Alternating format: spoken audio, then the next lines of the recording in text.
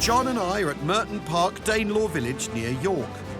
Having been told we're likely descendants of the bearded wonders, we're putting ourselves to the test to find out just how Viking we really are. The Vikings would like to be known for their skills in playing games, apparently. Oh yeah, you read your history books and you'll see they loved a good board game. But they can't be taken seriously on this count because they didn't play football. End of discussion. Never even occurred to them. It wasn't until they got here that they learned about the beautiful game. And of course, kicking a monk's head around doesn't get you into the Premier League. The Vikings loved games. They invented an early version of chess called Nefeltafel that mimicked the strategies used for Viking raids. I admit it, I got absolutely thrashed. But next up, there's no room for error.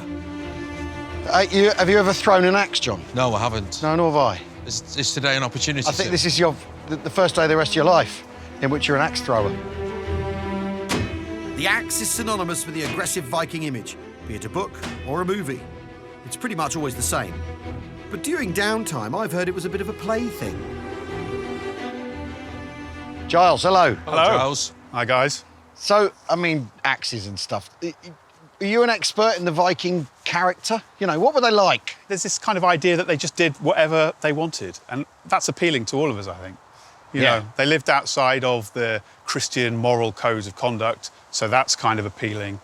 The axe, though, I mean, you throw these things? In a battle, would you throw it, considering you have to be a certain distance away for the revolution so that it lands, you know, blade first? So in a battle, are you going to say, hang on, guys, I got to get back Stand another back couple a of bit. feet?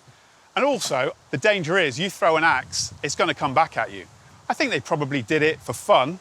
In the heat of a battle, maybe you would. If you were very confident, maybe you would. It's vicious stuff, this. But they'd have done it for sport and for eye-hand coordination and just to be sort of kind of cool, right? I think they would. Who wouldn't want to show off if you were particularly good with an axe? And I think every Viking would have had a hand axe because it's a very useful tool. I mean, it's as useful for chopping firewood or breaking down your enemy's door as it is in a battle. Right. So this is something that everybody would have. Good for butchery. Yeah, absolutely. For butchery as well. So it's a very handy thing to have. And of course, there's not that much iron and steel in an axe head, so and wood is plentiful and cheap. So again, you might not have a sword, but you're always going to have an axe. And were they into, like, sports and games and stuff?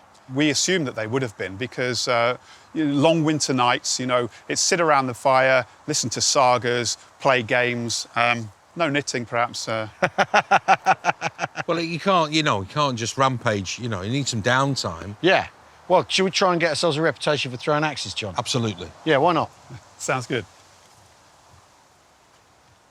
So when you throw it, you don't want to try and spin it like you think of a knife, like Steven Seagal style. You just want to let it go when your arm is fully extended. Just open your hand. Let the axe fly. Left-handed. Let it fly. Whoa! Wow. Like that. Do you want to have a go? Yeah. Okay. To the hockey. To the hockey. Not bad. I'll get me coat. It's one of those things. It's like darts. You get better after a few ales. You ought to have another go. Thank you. Oh! It's in. It's in. There we Not go. on the face, but That's definitely giving somebody a bad day. so one more. Best of Best of three, three. Okay. I'm going to go a bit lower now. You got them in the balls, whoever it was. Sorry. Come on, Al. I can see the Viking blood a mile off. Come on. Oh, unfortunate. Oh, Hang on. We have two more. Two more. come on, son. This is the one. Oh, Good job I put that shield there. it's the guy in the carsy I'm worried about. Oh, I know what I did wrong then.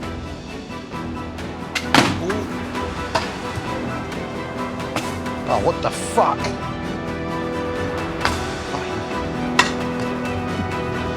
We're gonna be here a the while. Yay! I mean, what do the neighbours make of this when you do this at home? I'm not sure what they think. I mean, it does. My target when I hang it at home, it does face the neighbour's house.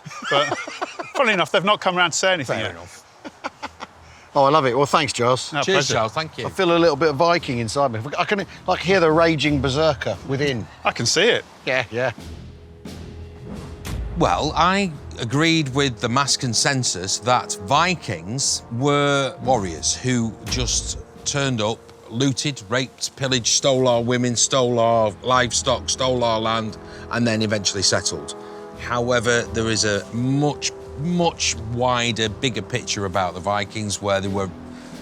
We see the Romans as civilized, we see the Egyptians as civilized, we see the Greeks as civilized. They're incredibly civilized people, great craftsmen, great builders, great metal workers, great. I mean, my eyes have been opened. So fascinating, genuinely fascinating to see how much more depth there is to the Vikings. After almost 300 years of conflict with the Anglo-Saxons, the Viking era came to an abrupt end.